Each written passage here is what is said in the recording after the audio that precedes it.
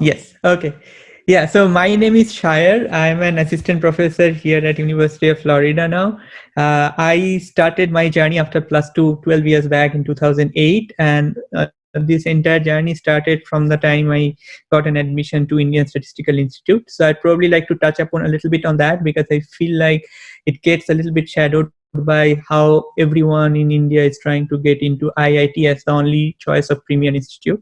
The good thing about ISI was like I went to the BStat program, which is a statistics honors program, but it's specialized because they actually teach a lot of statistics, mathematics, and computer science in just one course. We don't actually have to study anything else. And I was really someone who really loved mathematics and coding. So I thought maybe this program is a very suitable program for me. Some other alternatives were at that point of time in my mind was the BMath program, which is more mathematics intensive, and then there's another program. So this BMath program is in another ISI, which is ISI Bangalore, and another program that actually I was very interested was the CMI program, Chennai Mathematical Institute. So these programs are specialized because these programs focus only on these subjects, and they actually like also make you very research oriented. So that is what I really liked when I was choosing this option. I was looking at my seniors who were in the fifth year. Fifth year means it would be the second year of masters. So they were getting admissions all over from like Harvard, University of Chicago, Berkeley, Stanford, Columbia. Like, so no matter how big an university we are seeing people like they were going there, it was such a huge thing for me. And I was like, okay, if I can keep it up, maybe I can also go and do the same. And the same time, the other students who were not going for PhD positions, they were also getting really handsome packages like all over India, mostly probably concentrated around Bangalore and Mumbai more. But those numbers, we were not making sense of like how those numbers stand in terms of IIT package, because whenever someone gets a huge package from IIT, it actually comes to the news, and we were like, okay, maybe it's still a little less, but average wise, I've heard like I say people nowadays it has blown up to like probably 20 lakh or 25 lakhs. Exactly. Actually, like right after their the people SI and CMI are actually getting higher packages nowadays because of the flourish of like data science and stuff like that. Exactly. It's more connected Exactly. And that's why they are getting more job opportunities as well. And we wanted to like make the masses aware that it's better, I think, if you are not good at like all the subjects. For example, as you mentioned, that for an entrance to an IIT, you have to go through a lot of chemistry, physics, and mathematics and everything. Yes, exactly.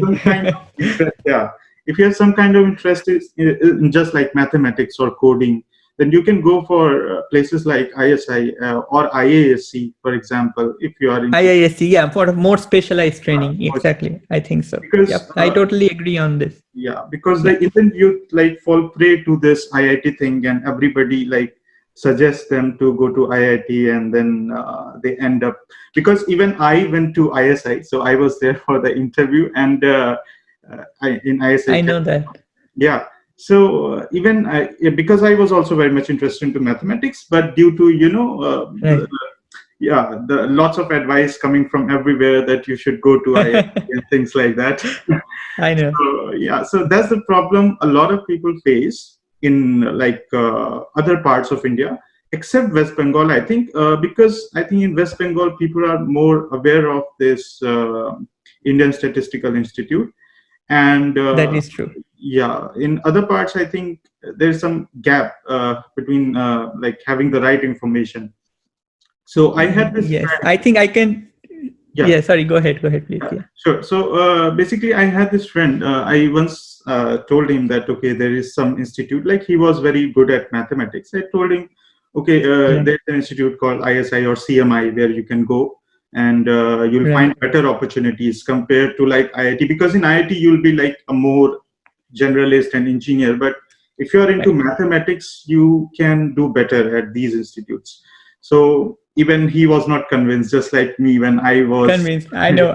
I have seen so many, like I have seen students who worked so hard to get in, and then finally they don't end up going there. And I've seen even Bengali students who like, I can tell you from my personal experience, I used to live in like my home back in Kolkata is really in the southern part, and ISI is in the northern part.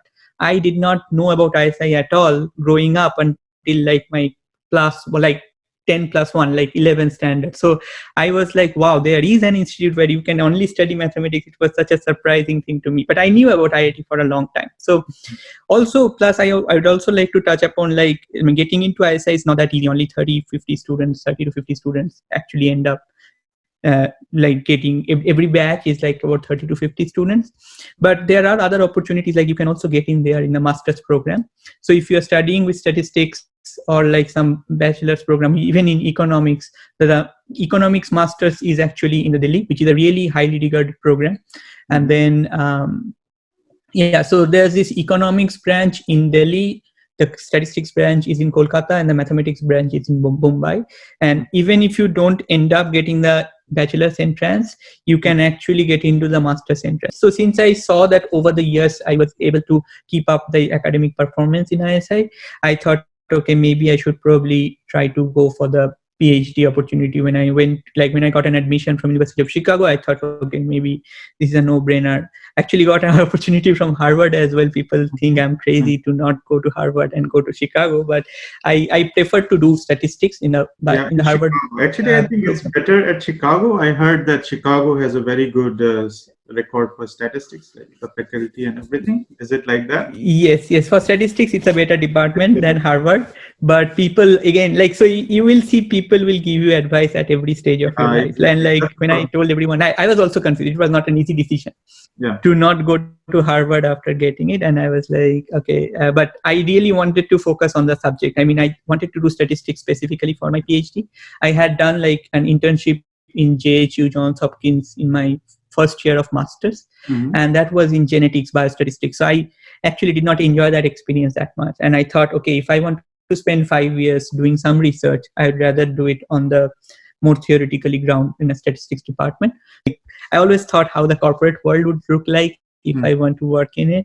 I haven't done so far. I might later on, but so at that time it was like really like those numbers were mind-boggling. Like, oh my god, like 30 lakhs, 35 lakhs, and like, but still, like, I thought, okay, maybe if I end up doing my PhD, I can always come back to this. So this was my reasoning. Since I'm getting a chance, maybe I should probably try and get my PhD degree first, because it will always stick with you. That was my reasoning. But it does not matter that if you do not go for a PhD, you cannot shine. I mean, I have friends who have done like extremely well. They probably did not do that well in their ISI exams, but they were hardworking to begin with. So probably they just shown really well, like even when they ended up in industry. And even industry people I've seen, like, so for example, one of the job really which was really exciting to me was this consulting type of job in McKinsey, because they just let you travel everywhere. Like I have a friend who's exactly. Always traveling in this big hotels and all, and I always used to go and stay with them, like, because those were paid for. And like, so I think after ISI, all my friends who went with us are very happy with their like career graph. And I don't know too many people from IIT, but I think it is probably at least at par in terms of the placement opportunities. Exactly. So basically the viewers of the channel are basically young people who are still into like early ages, or maybe teenagers as well. So what would be your piece of advice? Like what should they decide? Like, for example, they should go for JEE preparation, or they should go for like preparation for these institutes. And if so I can yeah, sure. Yes, I think that's a very valid question. I mean, honestly speaking, I have really high admiration for people who have like maybe below 2000 rank in IIT, because it was not my cup of tea. I know that. I mean, it is not easy. So I'm like not saying that don't try for IIT, because it is not easy. And I am not someone who believes in one exam cannot decide your fate. Like on that day, you were better than so many people. So whatever you get after that, you probably deserve it. So if you go through it, and if you succeed through it, if you qualify, then there should not be anyone questioning your ability, that you were just good on that day. So I think IIT, if you think like you can pull it off, and if you think you really like this process of learning, I think definitely if you can get into an IIT, like even in the US, I can tell you, like even when we are traveling and people ask ask us, oh, are you from IIT? So this is how popular IIT is. Like people who do not know anything, and when they see an Indian face, they think that we are from IIT. We're like really bright students. Yeah. And so I think it can give you a worldwide recognition that no other institutes in ISI can. I mean, and like even ISI or anything. Like ISI is a very specialized small community. In the statistics department, you would know, but IIT is sort of known worldwide. So I would say for teenagers, if you think IIT is your thing and you can pull it off, you can do that hard work for a consistent period of 2 to 3 years, you should definitely try it. But even if you do not get through, you should keep your eyes open to other opportunities. Like I think the world does not end. If you don't get into ISI, the world does not end there. You can, like I've seen people who give the exam 2 times or like sometimes even 3 times. Don't get crazy after it, because if you know you are good at something, if you're hard, like working hard enough, you should be able to get somewhere. It's never an end. Like I have seen people who just study simple like computer application, they are now assistant professor here because they knew that how to build their career path after that. They did not do well even in the West Bengal joint entrance, so that they did not end up becoming an engineer, but then they did really well after that. So you can probably need to get a master's degree after that, and then maybe you can get a PhD degree. So you can always, I think the door never closes. Like if you know exactly which buttons to tap, you should probably be able to succeed no matter what you do. So for JEE preparation, I like to mention, even though I said that JEE, like IIT is like overshadowing ISI a little bit, I think it is still probably the most well-known institutes like in the whole world. At least from being an Indian, if you're coming from an Indian background, like they would think, oh, you probably came from IIT, which is surprising, and we had to say that, no, like not really. And, yeah, you'd be smart. And we had to say not really, and they were like, wow, like really, okay. And then, but yeah, so but I would say, like for me, I could totally tell you, like I thought IIT JEE probably would not be possible for me, but I knew that for the West Bengal joint I could probably do well. I thought that would be my backup option, as if I do not get into any of ISI CMI, and then also I would have probably considered getting a statistics honors degree. But I think these were the two options. Like if I do not get into ISI or CMI, I would have probably gone to Jadavpur University for a computer science or an electronics engineer. So that was like on the back of my mind that like nobody can, like I was not like 100% sure that I would get into ISI. So I had a backup option open, but I also worked like really hard for those 2 years, and my only goal was to learn more, and I started enjoying the process. Like when you start enjoying the process, I think it can give, like make wonders. Like I was initially really not well equipped with that, but then when I started learning about this Olympiad entrance and Olympiad exams, I really got the fun out of it. So I was enjoying this process of hard work. If you can do that with physics and chemistry, please just try for IIT. Why not? I think it's a good opportunity. But if you do not get through, that does not mean the end of the world. You should always have ample opportunities open. Like, I mean, I'm sure no one just gives one IIT entrance and nothing else. So you probably give other entrances as well. Yeah. So I think then you can make a sort of judicious decision, like what to do if you do not get in. But like I said, at least have options open. So for me, choosing ISI was great because I thought, okay, I can have both the opportunities to go into a very research intensive field and an industry field if something does not work out right.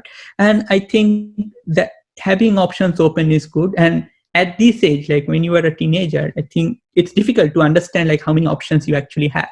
People will make you crazy that, okay, this is the only single goal of your life. If you don't get it, it's the end of it. Like that's not true. Yeah, that's never true. I think a lot in like in northern part of India.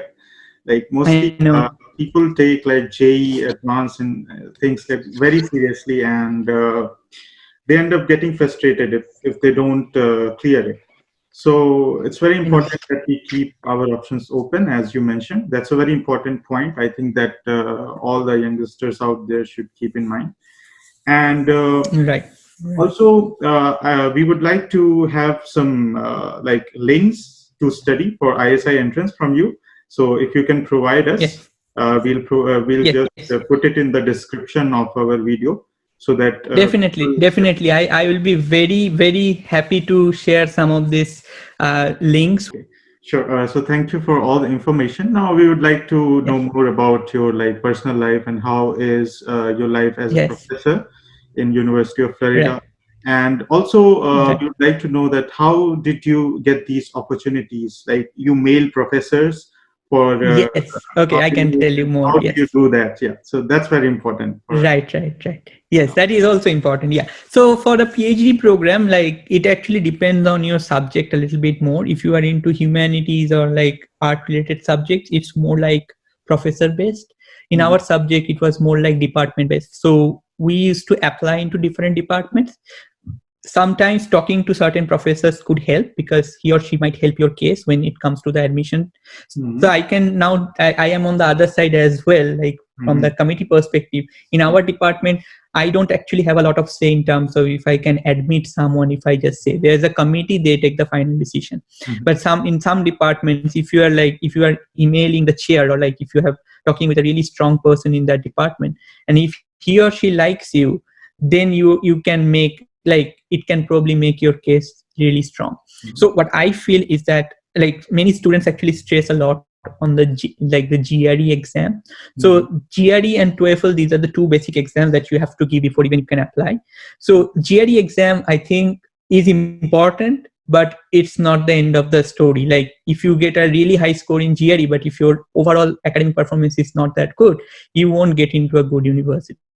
So Mhm. I think having an overall academic performance, like steady academic performance over the 3 to 5 years, whatever, like 4 or 5 years, whenever they were trying to apply. And some people actually go into work right after their graduation because of financial problems, which, Mhm. and then they come back to PhD. So Right. if you need to have like an opportunity, like you need to show interest in research. So maybe if you can submit a paper or two, or at least have some sort of publication or go to conferences, that actually helps. So in my case, what happened was like I went to JHU for a 2 month program. So in Mhm. that case, I was emailing that professor. I was emailing a lot of professors for like a 2 months summer project. And so I got lucky because of this ISI connection and all. So people do email a lot, but it's probably important to get some sort of research experience. You don't really need to come to US to do that. Even Mhm. if you publish a paper with someone in your university, that Mhm. actually looks good, because I think the admission committee do put a lot of stress on your statement of purpose, where you write what exactly do you want to do with the research, why should we take you as a student, and you need to show genuine interest in terms of saying like why you want to excel in that one. So I have seen people who email and also like just go. So what I did, my idea was, okay, so for me, I knew I was not the top of our batch, so probably I won't get into Stanford and Berkeley, but I was pretty sure about maybe Seattle and then Chicago, Harvard. Mhm. And then like also that I also applied to some of the backup universities at that stage. And I thought like everyone should do like a spread of universities when you apply. Mhm. You should probably have some ambitious application, some applications where you are relatively more sure, and some applications as backup.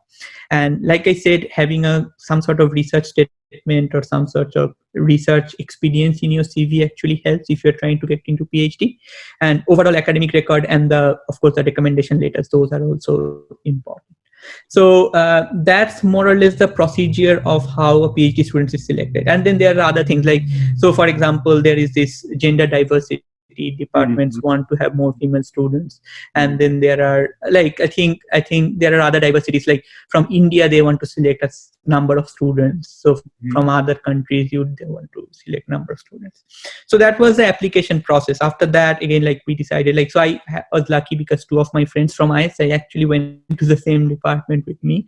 Mhm. And so coming into US, the PhD experience was not the easiest, because think the exam structure, how it is in India and in the US, is very different.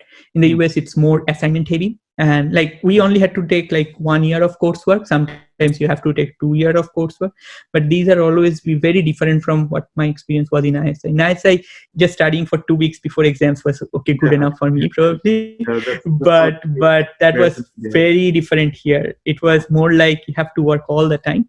And then exams probably have 30 to 40% of the final weight, Mhm. which was funny when we got used to it. But then slowly you get used to it. If you're coming as a PhD student, you would have to work probably as a research assistant or a teaching assistant. So you also get some sort of teaching experience, which helps you later on when you apply.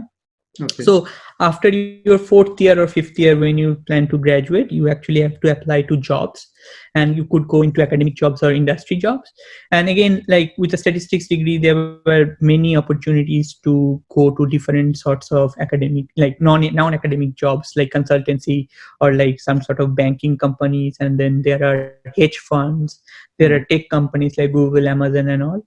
And then there's other side is the academic jobs, where you actually have to apply to universities. Now, contrary to when you apply for PhD, these applications actually you can apply everywhere. Like no one can, like there is no money needed to apply. So people do apply a lot. Sometimes people actually try out the industry option first and then get into the academia. Academic positions are actually a little difficult. It's very competitive. So I was very lucky in the sense that I could actually get into an academic position right after my PhD without a postdoc. So people actually do multiple years of postdoc before they get into an assistant professor life.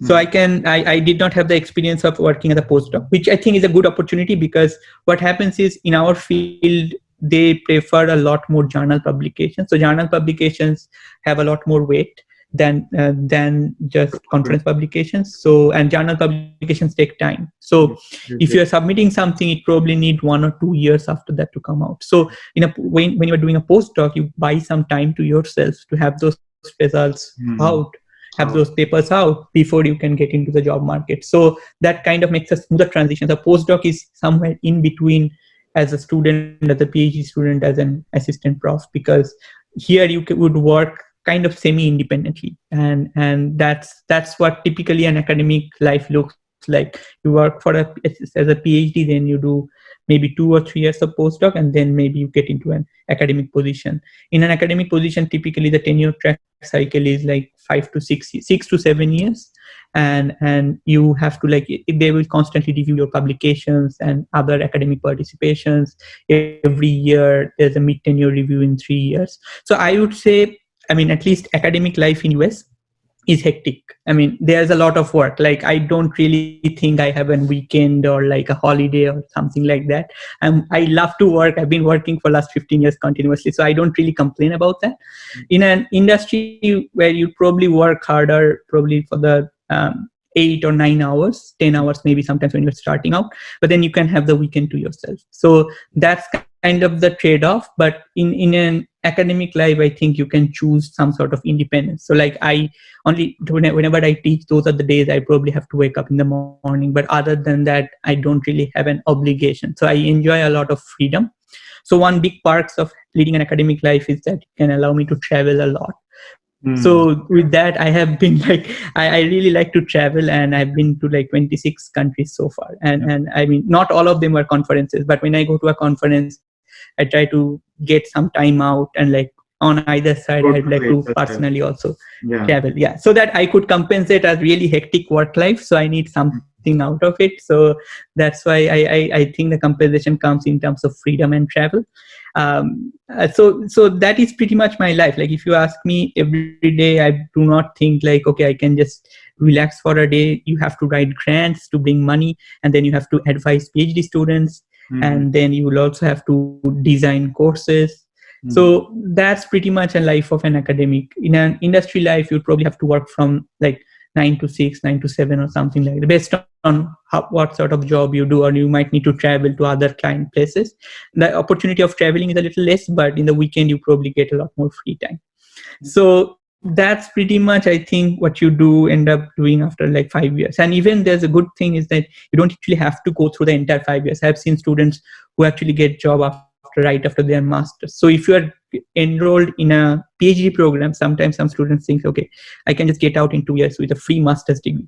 So a good point about that is that you don't have to pay the master's degree fee, but you can actually get out with a master's degree. But you should not have an intention to intentionally do that. Like, you should probably, if you're coming for PhD, you should probably try to complete PhD program and not think, okay, I can come in for PhD and get out with a master's degree, because getting job, if you plan to do that, would not be that easy. And then again, I would like to say that there are opportunities. A lot of Indian students are here right now with a master's master's degree, and they come here. Sometimes they get partial or like sometimes even full scholarship. Sometimes they come here with a loan, but with even after master's degree, which is very popular for computer science, like a lot of people I know is doing computer science master's degree, and then they get into a job, and like these jobs are really high paying jobs, and I think so that's why I said like it's never the end of it. Like you can definitely come and do wherever you are, get a good master's degree, and then come and then work from there, like to do good universities. Like so many people have done that, and in a year or two they could actually repay the entire loan. So again, it's all about knowing about the correct opportunities from the correct people. If you can use the internet to your best usage, I think the door never shuts down, like if you don't get into IIT or IISc. So I think that's what I would like to say. Like there's a lot of opportunities, and I don't particularly think that doing PhD is absolutely necessary if you want to be really like shine in your career. It can give you more confidence. I can tell you probably this, that my friends who went into industry versus my friends who went into industry right after their masters, probably the friends who had a PhD have more command in their job. But my friends who did a master's and worked for 5 years probably are at the same place, or even sometimes better than people who actually did PhD. So you should probably opt for a PhD if you're like really inclined towards research. But again, like I said, neither is the end of the world. You can always switch back and forth. And like one thing I'd like to mention, if you go from academia to industry, it's difficult to come back to academia. So my reasoning was, okay, if I am getting such a good opportunity to teach in a R1 university, like UFL statistics department was also good, maybe why don't I try this? Because if I choose to go to industry, I had offers there, it would be difficult for me to come back to this one. The other way would remain open, but this way would be difficult because it's getting more and more competitive in academia. So I thought I would at least try this one. But it's a little different. The professor life is different from what you see in India. In India, if you are a professor, you have more stability. Here, they would evaluate you in tenure track after 6 years. So one thing I like about the system is that it actually makes you work a lot more efficiently. I mean, there is pressure, but I think I like this sort of setting a little better now. I've been like, this is my 3rd year, and than just not doing anything. I've seen my friends who went into Indian academia and then they just like, oh, we are settled for life. We don't actually have to work at all. I probably, I don't know. I mean, maybe at some point of time I might think of doing that, but right now I think this is probably good for me, and I'll see what happens. And then there are other visa issues and all. So yeah, those are probably not the things that teenagers need to think right now. But yeah, I think opportunity wise, there's a lot to do, like a lot more opportunities than you think, that there's this one single door of IIT. So that's not true. Exactly. Yeah, one more question many people ask me, like for example, those who come from a very middle class or poor background. So if they want to study abroad, so for example, if somebody has completed masters, because mostly the master degrees are paid degrees, and it's not very easy to get a loan if you are not from a good financial standing background. Exactly. Yeah. So, I know. Suppose if that person does a master's and now he wants to get a PhD. So what will be the expenses, or because they get stipend, everybody knows like PhD people get stipend, and is it like sufficient for the person or and his family? Yes. Or is it not sufficient in the US? Or in the US? Right. In general, I think I can also tell you about Europe opportunities, but that I'll come later. But in the US, the PhD sufficient, like PhD stipend is more than sufficient for yourself. Like they actually pay the tuition fee themselves, like not the students, the university pays it for you. Plus they give you every month, they give you around 2,000 to 2,500 based on where you are at US. And that you should be able to save half of it, at least half of it. If you're not eating outside all the time, you should be able to save at least half of it. I mean, I have seen like PhD students for like probably 10 years now. I have not known anyone who has gone through like a lot of financial hardship.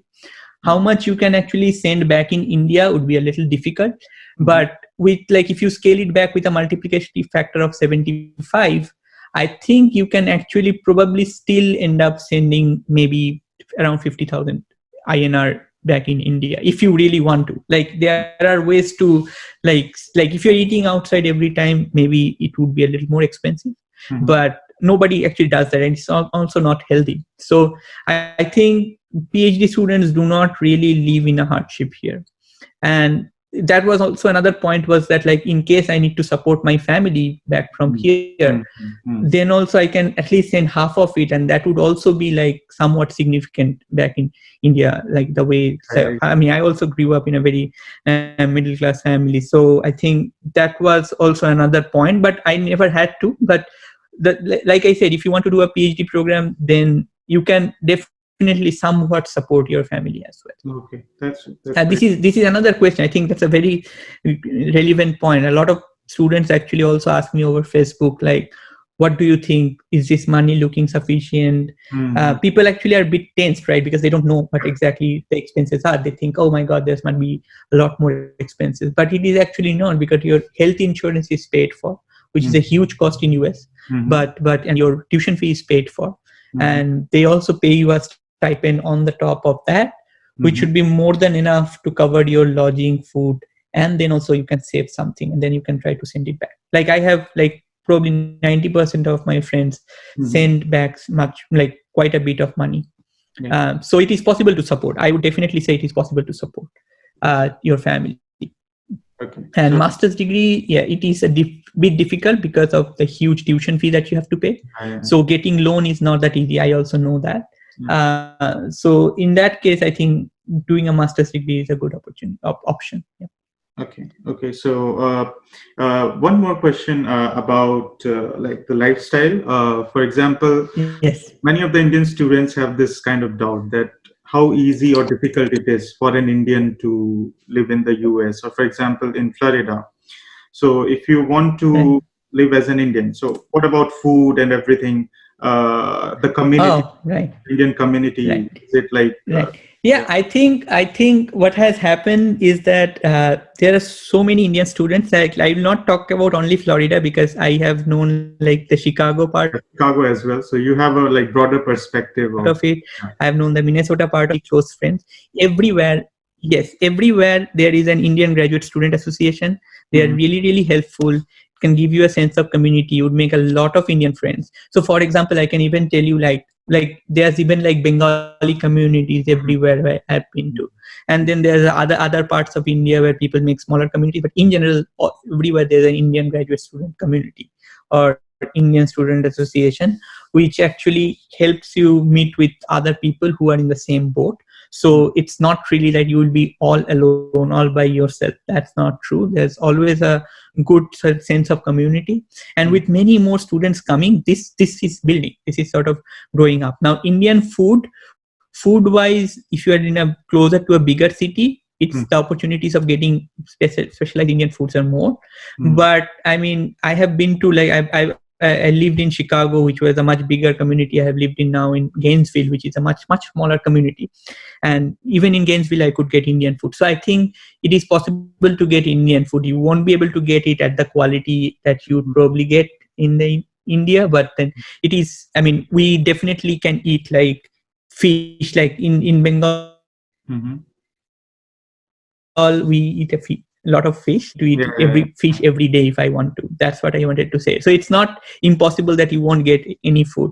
It's probably better to not expect a lot, but it is possible. I would say it is possible. Like even today, after a while, I'll go eat biryani. The week is ending, so it's possible to go and do this sort of stuff even in the US. Okay, that's good. And lifestyle wise, yes. Yes, like I said, time difference, you would probably have to battle time difference first, because India is like completely different. Like now it's evening, like late evening, probably 1 o'clock back in India, 12:30 at India. And then like here it would be morning. So that might be a huge time difference. Like when I talk with my parents, it's always like one of us says good night, because it's always night for one of us. So that could be initially could be a challenging thing. But again, like I said, I mean, every man or woman, they get used to the habits that they build. So over the years, you get used to this, and it won't feel like that. So yeah, I think I have lived like a really comfortable life. I mean, it was hectic work-wise, but I never felt like out of the place or I'm alone in an island, not knowing what to do. If you can build a good chain of friends, they are super helpful in the US. So I think there is nothing to worry about, like it's a lone world. Comparatively, Europe, I have had friends who went to Europe for PhD. That's not too many people are there, but for US, that's not a problem. I see. Yeah. Okay. So I came to know that in Europe they pay salaries for PhD. So how is it different from like US? So because their PhDs are So, treated as jobs. so sorry, what was your question last? For in Europe, like PhD is like a Right. job. So if you are doing a PhD and working on a project which is already available, so it's like treated Yes. as a job. You work under a professor and work on a specific Right. Yeah. So interestingly, from ISI, there was not too many people going to Europe for PhD. In our batch, one of my very close friend worked in Bangalore for a year, and then he decided to go into PhD in Belgium. And seeing him, the entire group of people he lived with in Bangalore, they all shifted to Europe because there's a lot more opportunity to travel. Like Europe is a great place to Exactly. travel. Yeah. Money wise, I can tell you, it's more or less at par, probably a little less, but the expenses are also a little less in terms of housing and everything.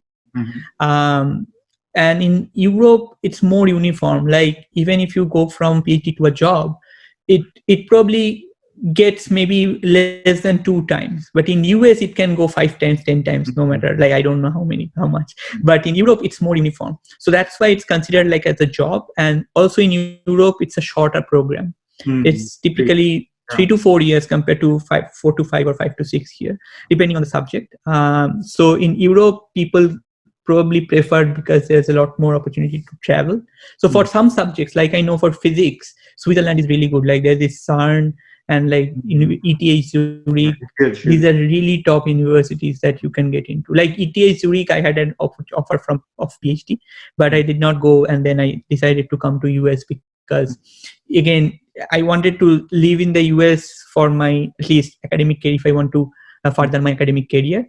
But again, there are like, so for example, ETH Zurich pays a lot more money than any US university. So Switzerland is probably a high paying region. Yes. So Switzerland is a high paying region. Anywhere in Switzerland pays you more. Luxembourg is a high paying region.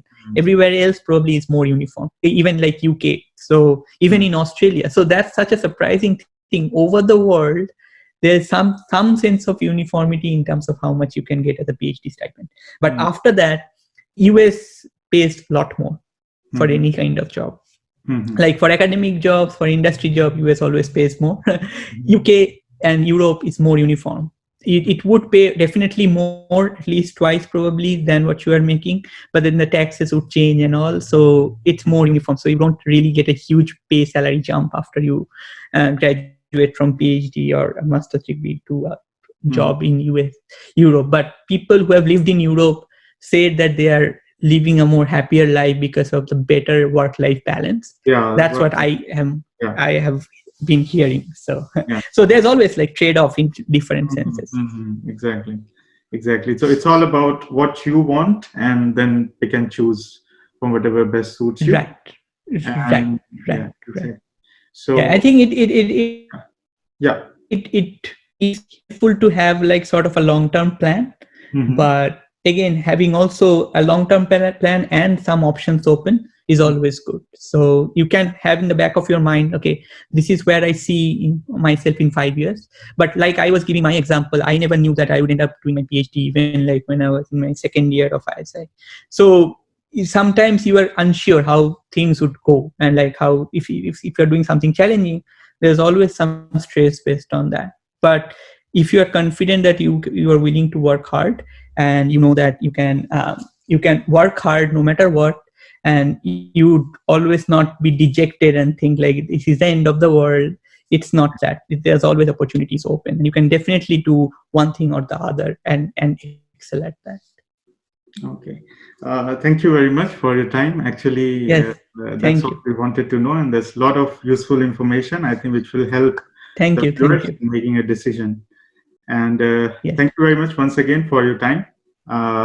Yes. And I think the viewers, if they want to contact me, I try to reply everyone. That's why I have shared a doc with you, so that you can put everything there.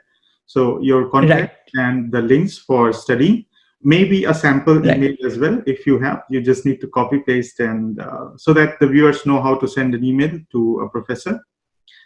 Oh, okay. Yes, Sample definitely, email definitely. kind of thing, like which Right. worked for you. Maybe that will work for someone else as well. So Right. email, links, and your contact. Yes, I will put all of that in the shared doc. Yeah, exactly. And then we'll put it in the description so that people can refer to that. Definitely, definitely. Thank you so much, Himanshu. Thank you so much. Thank you so much.